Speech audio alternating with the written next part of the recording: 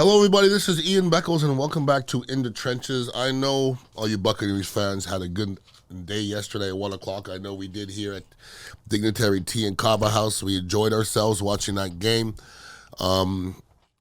Congratulations to the Buccaneers. They get it done. They win 20-17 yesterday in Minnesota.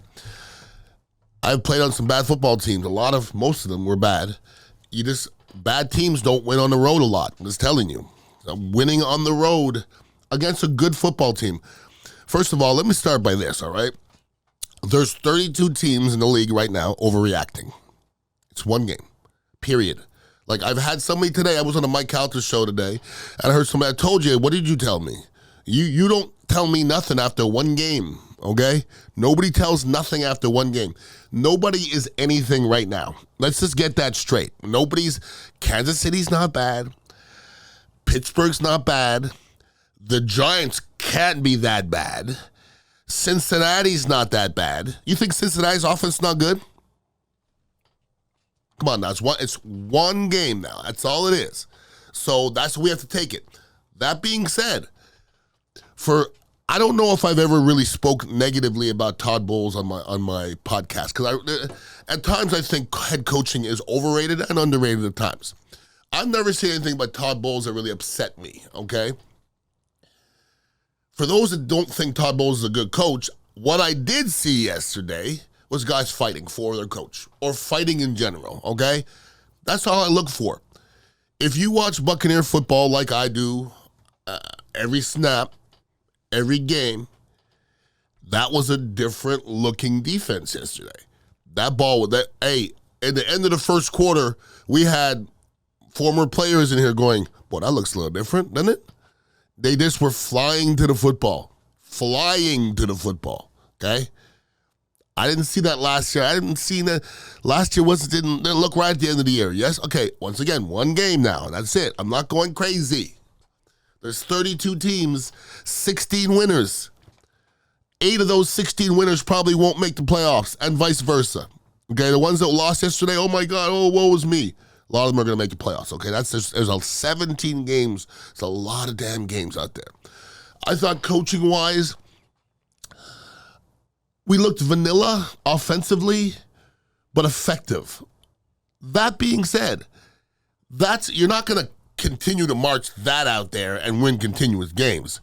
Our defense is not going to do that to that many more teams. This is the NFL, all right? Defenses are ahead of offenses, and after a while, the offenses are going to start catching up. What we did offensively was perfect yesterday. It's not going to continuously be perfect as we go. Now, to a tight game like that, it's great to win that game because the Buccaneers mess around and beat Chicago next week, which they probably could and should. Then you look around and then you kind of look in the locker room and thinking, well, we don't really give a crap what everybody else thinks. Maybe we're good. Now, that was one game. Mess around and poop on yourself in week 2. That game just disappears. Then you're just 1-1 and you're just what it is. But looking at that game yesterday, I saw good, bad, and ugly, okay? Mostly good if you're a Buccaneer fan. That's real. I looked around. I saw mostly good stuff. I write down notes as the games go on. I look at stuff. I write down stuff. Antoine Winfield Jr. was all over the damn field, okay? Love the kid. If he stays healthy, going to Pro Bowl. If he stays healthy, that's big, okay? I don't know how healthy he's been to this point. He's got signs of, he's got a little Rondé Barber in him. We saw blitzing. We saw him juke a running back and do some good things. Listen, I just want you to make football plays, okay? Antoine Winfield Jr. is a football player. That's it. We need to put that tag on more Buccaneers. There's not enough Buccaneers we can say that guy's a football player. Antoine Winfield Jr. is a football player. I'm talking about good things I saw. I thought the tackling was excellent. For the most part.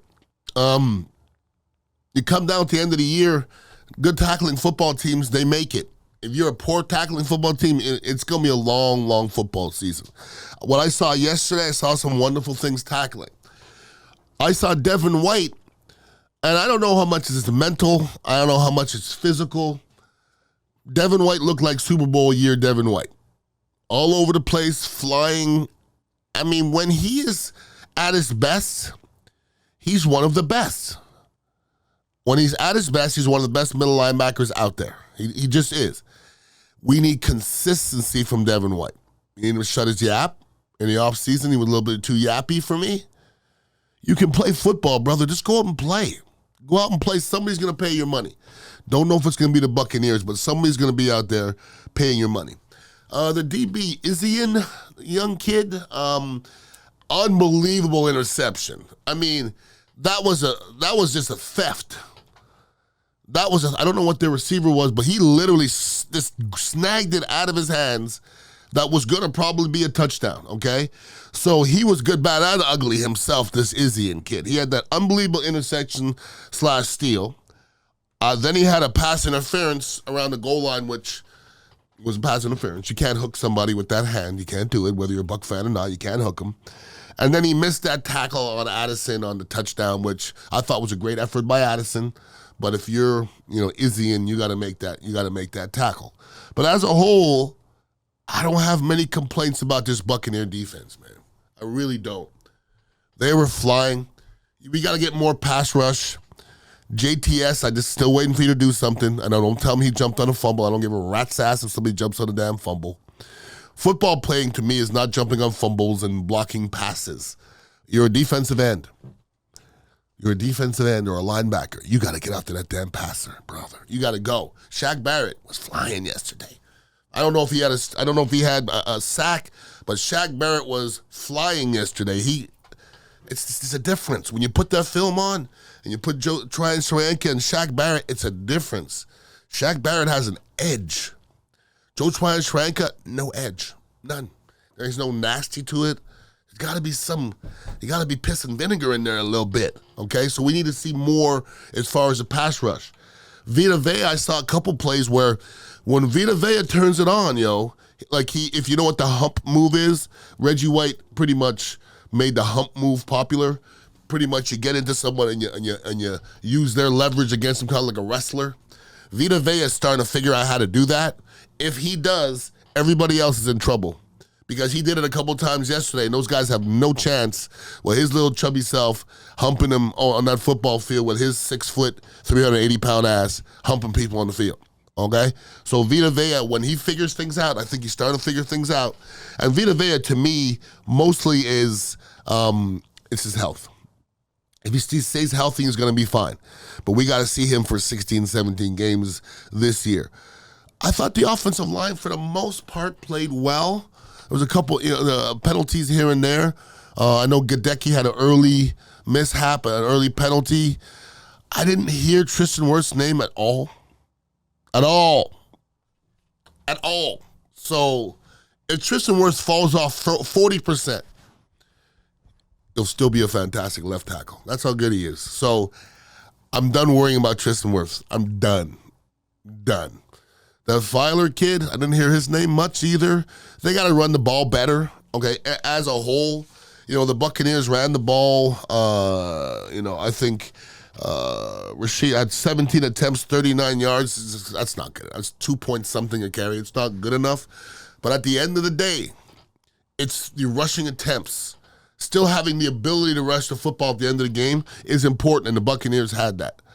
So there was to me, there was a lot more good things that happened in that game, because I'm not the person that goes, you see the Bucs, how great they look? Bullshit. No, you can't play like that and think you're going to go 10 and something. It's just not going to work that way, okay? Now there's film on Baker Mayfield in this offense. It's going to get harder. It doesn't get easier, okay? Offensively, we probably weren't good enough yesterday to win many games offensively. But we were good enough yesterday to go on the road and win, and we got to applaud that. Here's some things that we have to improve on, and that's for sure. I saw some broken coverages yesterday. Like, it's okay to see somebody get beat. That's all good. But broken coverages are not okay. I don't care what week it is. It's only week 1, but that's a mental thing, okay? If you keep on breaking coverages, you'll find yourself on the bench. So the Buccaneers had a couple broken coverages yesterday I wasn't a big fan of, and they were blatant. You could see them during the play, like DBs looking around like, who's supposed to have that guy? We saw that too much in the past. That's got to be gone. Okay, it's got to be gone. Period. For those of you who want to bet and bet legally, you have to go to MyBookie, okay? This has got to be done. As a bettor, you demand perfection, and MyBookie delivers. NFL, college football, and a brand new cash-out system gives you options to bet and win all seasons long. Let's say the first 2 legs of your parlay hit. Cash out early and use the funds on another bet, or let it ride for the chance for that big payday. Join the MyBookie family for an entire season filled with odds, boosts, free bets, and super contests. This season, you got to hook up with MyBookie. There's no strings attached, there's cash bonus, and it lets you deposit and withdraw quick. Use promo code INTHETRENCHES on a deposit of $50 or more, and you can receive up to $200 in cash instantly to your MyBookie account. Bet your deposit amount once, and you're ready to cash out at any time. Again, use the promo code INTHETRENCHES to claim that free cash, everybody, for your free deposit. You can bet anything, anytime, anywhere, only with MyBookie. Play calling offensively, Canales is starting to figure out what he has. So we got to give him some time to figure out, like, that's the first time that unit's played together. And they really haven't played together in preseason that much. They practiced together. But now he sees what he has. Some of the stuff I didn't like, too many drops for me. Mike Evans dropped a touchdown. We remember he dropped 1 touchdown last year. That's your 1 touchdown drop, Mike. That's it. That's over with. Once again, I'm going to worry about Mike Evans catching the ball as much as I'm going to worry about Tristan Wirfs playing left tackle. We can't worry about Mike Evans catching the ball. He's got to do that. Okay, that's what he does. All right. So Otten had a drop early that was big. Just too many key drops. Baker Mayfield. And listen, if you ask me if I'm a Baker Mayfield fan, still not. Okay, because to be a fan of somebody, I got to be comfortable with them throwing the ball 40 times, and I'm not quite sure any Buccaneer wants to see Baker Mayfield throw the ball 40 times. But you got to like what you saw in the first game, and that is what we need from Baker Mayfield. Don't lose the game. He ain't going to throw for 400.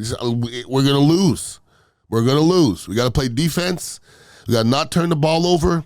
We got a little bit of luck yesterday. Minnesota caused some of their own heartache. When they have a guard punch the ball out and we get and JTS jumps on the ball, that's them effing up. Okay, so some of the stuff we did not create, but most of it we did. You know, Otten, we need to get a little bit more out of Otten going forward. Mike Evans, that's probably what we're going to get from Mike Evans. That's probably about what we're going to get from Chris Godwin.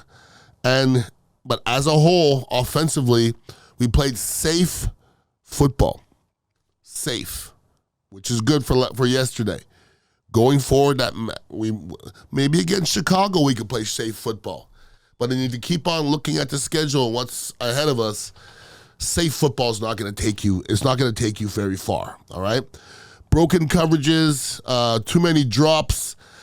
There was a couple times, and coordinators watch. Okay, coordinators watch film.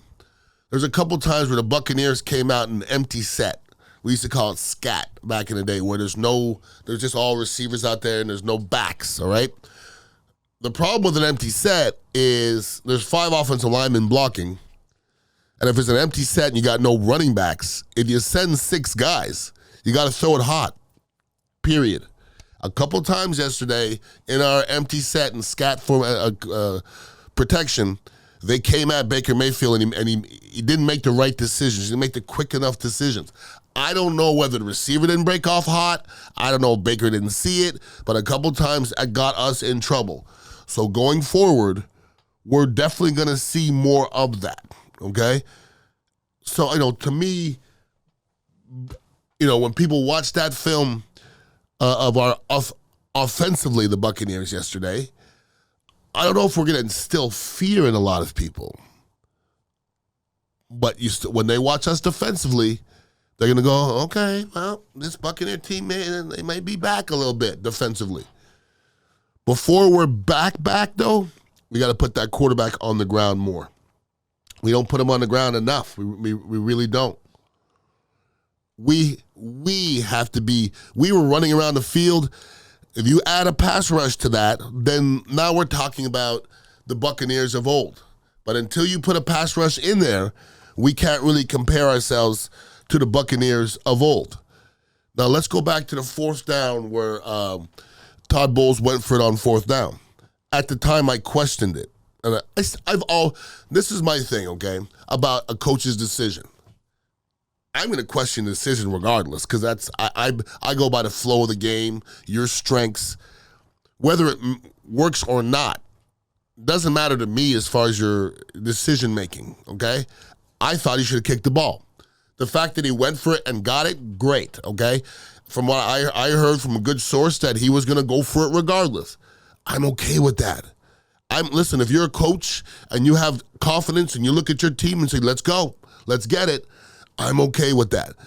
But you have to ask yourself, if they didn't get it, what would the narrative be today? You have to ask that, because I've heard other people, not me, I've heard other people talk about how they dislike Todd Bowles. I like Todd Bowles as a coach because I think you win with your talent. And yesterday, Todd Bowles got the most out of what was going on yesterday because the Bucs were not more talented than Minnesota. They weren't. I don't think the Bucs have a better defensive line. I don't think the Bucs have better receivers. I don't think the Bucs have better quarterbacks. I don't think they have better running backs. I don't think they have a better tight end. I mean, the Bucs beat a team on the road, a more established football team. No doubt about that. But there's certain things that we have to clean up, we being the Buccaneers, going forward, if the Buccaneers think that they're going to continue to win. You win by 3 points. That's a beautiful thing. Now, they averaged 3.6 yards on an offensive play. That's very, very, very, very low. You saw how well our defense played yesterday? And our defense played their asses off. They gave up 5.9 yards a play, and we got 3.6. So if you look at the box score, you probably would look at the box score and think that the Buccaneers won this game, okay? Total passing yards, Bucs 173, Minnesota 328, all right? And you would say, well, maybe the rushing, Minnesota rushed for 17 yards, and that's what the Buccaneers need to do to continue to win, but the Bucs rushed for 33 yards. So that's not going to continue, everybody. That's going to have to be ramped up for sure. The Bucs would have to put the quarterback on the ground more than they have. We're going to have to run the ball more efficiently, period. All right? Baker Mayfield, for what happened yesterday, was perfect for me. Perfect. Now, this is one thing I'm going to let everybody know right now, and that you heard it here first, all right? Baker Mayfield needs to smarten the hell up, okay? Remember, you heard it here first. Quarterbacks don't do that for 17 weeks. And you know what that is? Is they don't put their shoulders down for 17 weeks. It won't happen. I'm just telling you. He's not Josh Allen. And Josh Allen, that's going to run out soon. Baker Mayfield, early in the game, I think it was third or fourth down or whatever it was, he was 4 yards short, lowered his shoulder, and was 3 yards short. You ever see Peyton Manning do that? You ever see Eli Manning do that? You ever see any quarterback that lasted a long time in the NFL do that? When we saw Baker Mayfield in Cleveland, what was some of the downfalls of Baker Mayfield in Cleveland? He's always beat up.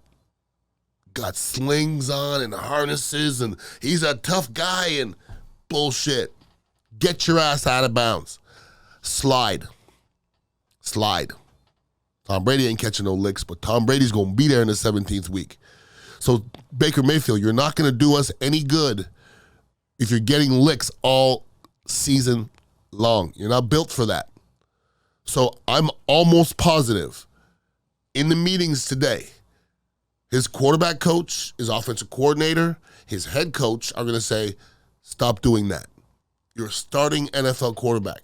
Stop lowering your head. Don't do that. Great, you're inspiring everybody, but you can't inspire anybody from the bench. And that's exactly where you're going to be if you continue to lower your shoulder like that. Listen, nobody likes competitive nature more than me, but not from my quarterback. I want my quarterback to be present. That's all. I don't need look, I like effort now. Don't get me wrong. It's got to be intelligent effort. A couple times Baker held onto the ball a little bit too much yesterday. But once again, it's in that situation, it was about not making a mistake and losing the game. There's going to be other situations where the Bucs are down 14 points and he's going to have to pull a trigger. You know, watching the game last night, Dallas Cowboys are not that good, and the Giants aren't that bad. But put Danny Dimes in a situation where you're down 15-0 when you just hiccup, what happens?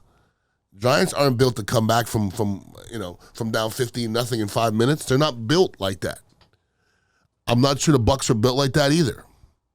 But yesterday, the situation was that Bucs defense was a great matchup with that Minnesota offense. The Bucs defense early, you saw, just probably wasn't going to give up a lot of points. Justin Jefferson's a special football player, okay? To hold him to no touchdowns is amazing. Seriously. As many times as he touched that ball yesterday, and Justin Jefferson, I think he had a dozen targets or something like that. Brother, to watch that and him almost get 200 yards and you still play well against the guy, that guy's gonna get a 300-yarder this year. No doubt in my mind. That's a bad boy, okay? Long routes, short routes, intermittent routes, quick routes, it doesn't matter. Like, this kid is long, and when you watch him run routes, like he's running routes like Cooper Kupp, like this like quick little twitch. Justin Jefferson's a bad boy. If he stays healthy, he's going to beat him. I mean, he's going to have a jacket on him. He stays healthy. That's it. You can't say that about a lot of people. He had 12 targets. He had 9 receptions for 150 yards. And the Bucs didn't play poorly against the guy. They really didn't. So, make a long story short, the Buccaneers are 1-0. Got to feel good about themselves. Chicago Bears coming to town. The Buccaneers got to be pounding their chests right now, man. When you're 2-0, statistically, things turn out. And then you start feeling good about yourselves, then all of a sudden you think you're a good football team, and that's all that's important. All that's important is that those guys in that locker room believe that they're a good football team. It doesn't matter what I think. It doesn't matter what you think. It doesn't matter how you got prepared as a fan yesterday if you're a Buccaneer fan. It matters what those guys in those locker rooms believe. And if they believe they can play and they can win, sky's the limit for these guys. But you still have to do the little things going forward. You have to make some adjustments. You got to do some things substantially better than what happened yesterday if you think you're going to go forward and continuously win in the NFL. Once again, Kansas City, Pittsburgh, the Giants, Cincinnati. Out of those 4 teams, 2 of those teams are making the playoffs, if not 3. So it's a one-game thing. So we don't want to be sitting here pounding our chest too much because it's one victory. We don't know how good we are. We don't know how bad Minnesota is. We don't know much of anything right now. All we know is Buccaneers were good enough to go into Minnesota and beat them yesterday, and that's all we got. That's all we can live on. And you got to feel damn good about yourself. You got to feel good about the way the kids fought, okay? That's the only thing for me. I didn't know what it was going to look like. No idea. I didn't know what the offense looked like, defense could look like. I didn't know what the style of the offense. Now I have a little bit of more of an indication what it's supposed to look like. And then we can go forward from here. So, hey, I hope next week when I'm on in the trenches here talking to you guys and talking about a 2-0 Buccaneer team. And listen, I would like nothing more than to say I was wrong about this Buccaneer football team. And I would applaud Baker Mayfield and Todd Bowles and everybody to death because it's a whole lot more fun watching your team win than to watch, last year wasn't that bad. We made the playoffs, but it was kind of an anomaly type of a year. You don't normally make the playoffs at 8 and 9. Last year we probably should have been out of it with 4 weeks left. Everybody was losing all the time, and they still couldn't catch up to the Bucs. So that was a weird type year. We're not going to be able to do that this year. There's other teams winning in our conference. Anyways, if anybody wants to hit me up, you hit me up on social media, Ian_Beckles. I'll be on the bone every Saturday from noon to 2 on the football show, talking a little college, talking a little NFL. And other than that, I'm just going to be stewing in my Buccaneer juices all week long, enjoying this victory, and hopefully we're 2-0 next week. Everybody have a wonderful week, and please be safe. Peace out.